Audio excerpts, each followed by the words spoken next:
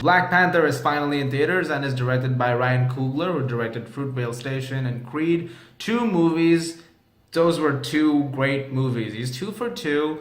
Let's see how this third one turns out. And this once again stars Chadwick Boseman as T'Challa, and Michael B. Jordan, and Lupita Nyong'o, and Forest Whitaker, and so many other great people in this cast.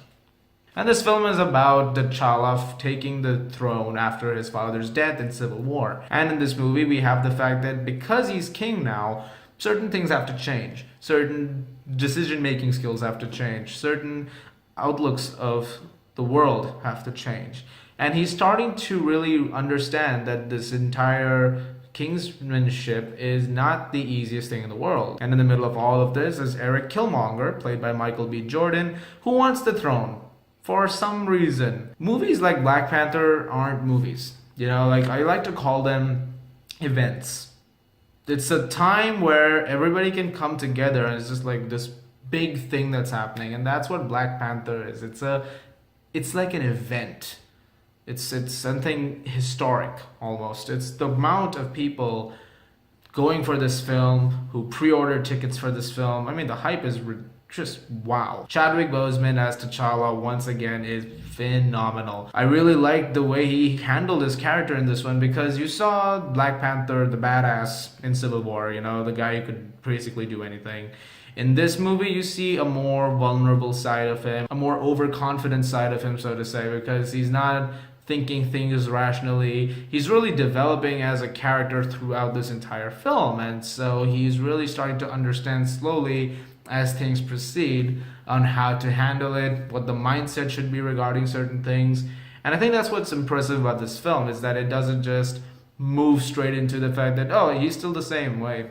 It really shows you a side of him that's more restrained, that's not as, let's say, Black Panther-y as much as you may have expected it to be. The film takes its time with this. It really builds the world, you really get a feel of what kind of a place Wakanda is, which I appreciate. I love when movies can do that, because you're entering a world that you don't really know. And so when a film takes its time to make the world a character rather than just a background or a foreground for an Academy Award nominated cinematographer to make, beautiful for, the eyes of a viewer, it really takes its time making it a living, breathing organism of sorts. Speaking of that, Academy Award winning cinematographer Rachel Morrison's work in this is divine. It's such a colorful looking movie. It looks gorgeous. I mean, the colors, the vividness, it is such a beautiful film. See this film on a huge screen, okay? Don't do that stupid thing where it's like, I'm going to see the film on screen, and then you see the film on your laptop screen like a few months later. The other thing about this film that I really liked is the fact that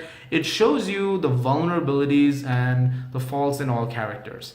The film actually has a good way of showing that the previous kings, everyone before T'Challa, is flawed. And it shows their flaws and how the flaws have essentially led to him becoming king, and how his kingsmanship is in this delicate situation because of the influence of all the past generations. And I think it's interesting to look at it from that point of view. You really understand that the things, the mistakes that come with each passing generation, like your fathers, your grandfathers, your great-grandfathers, your great-great-grandfathers. It's an interesting way of looking at it, and that way the film really takes you outside the suit. It's not so much about, oh, it's the suit and he's amazing at the action sequences. There are action sequences, but it's more about these characters. And it's not just about T'Challa, it's also about the other characters like Killmonger, or it's about Nakia, or it's about Okoye, or it's about M'Baku. It's about all of these characters. Speaking of Killmonger, Michael B. Jordan in this movie might be one of my favorite villains ever in a superhero movie, because of one simple thing. You understand his thought process. You understand that whatever decisions he's making right now, whatever acts of violence he's committing, you understand where he's coming from. And in that way, the film does something very brave, which is it almost makes you sympathize with Killmonger. You almost come to a point where you're like, yeah, I agree with you on that.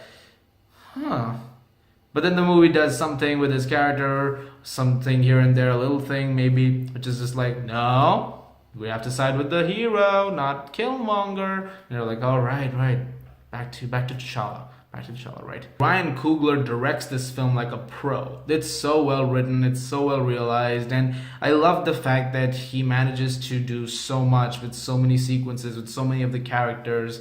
And I love the way he builds up certain scenes, the way he directs certain sequences as well. There are some very intense scenes in this movie, and his direction style is impeccable. Like, he's done such a great job here. I really applaud the effort that he put into this film. Also, something that should not go without praise is the soundtrack. All of it, the score, or even the music by Kendrick Lamar, although that's really not there throughout the entire film, but it is there in certain spots. That stuff is amazing. Some people will say that there's a Marvel formula in this movie that it's certainly following.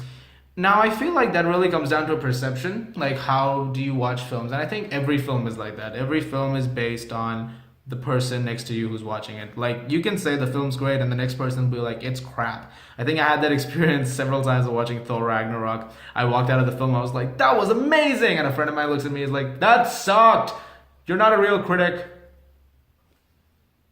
Personally, I thought it was a very different movie from start to finish. But that's just my personal take on it. I'm sure some people will be like, oh, you can see the Marvel, formula here or here or here. Personally, I didn't really see it. I'm sure there's a couple of scenes here and there which I could be like, yeah, that's kind of like a Marvel movie would do. But then it is the Marvel Cinematic Universe. They have to have a couple of things here and there to just, be like, by the way, we're still in the same universe. I know it seems like we're really out of here, but we're still in here. So a couple of things here and there are done. But one thing I gotta talk about with this movie is the fact that it handles things very socially relevant, very thematically relevant. It handles certain themes, which I respect. The film goes across the line at points, addressing certain things, and I think the film is very brave that way. Whenever the film does that, it's amazing. Like, I think those are the best parts of the movie. The action sequences are there, sure, and there are some impressive ones, some very impressive ones, but they're not the point of the film. They're not why you're going for this movie. You're going to this movie because this is a character piece. This is a film where you look at the villain and you look at the heroes and you look at how their ideologies clash. And you understand where each character is coming from. And you see how Killmonger's thought process starts to affect the main characters. And I think that's really great. I think when a villain can do that, it's very impressive. As for minor nitpicks, I would have liked a little more of Killmonger. I think this is essentially the same problem I had with Thor Ragnarok, which I mentioned in my review of that movie, which was I loved Hela. I would have liked a little more of her, though. I think that's the same thing with this movie. It's like, I loved Killmonger. I want a little more of him, though. Like, just give us a little more of that, when it comes to the villains, especially these great ones. I hope Marvel really delivers on all fronts with Thanos now that that's the very next movie. I really hope that it's like, yeah, you're gonna get a pretty great villain here. I just feel like he could have had a little more because he appears in one scene in the beginning of the film and then it takes him like 40 minutes or so to come back into the film, and then it's like, oh hey. Also, the film does have some weak CGI shots. Some very weak CGI shots where you can tell there was some CGI rendering done. It looks kind of unfinished at points. There's one shot in particular where there's a fight sequence going on and they're falling, and it looked really computer generated. It looked unfinished, really looked unfinished. There were certain parts of it that looked very impressive though, but there was just this one shot that just stuck out like a sore thumb, and it just kind of bothered me. But it isn't enough to derail the entire film for me. It's kind of like one of those things which is just a nitpick. When I grade films, I kind of look at it from the point of view that is it something that I can, look at and say, you know what, it's fine.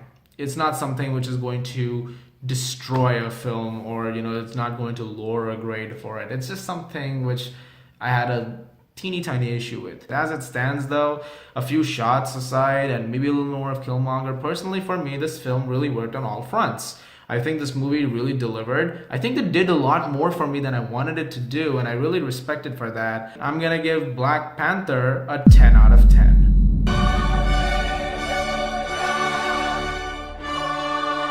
Guys, thank you so much as always for watching. Look forward to more reviews very soon. Look for the spoiler review for Black Panther also very soon. You guys are the best as always. Please do subscribe if you have not, and I'll see you guys at the movies.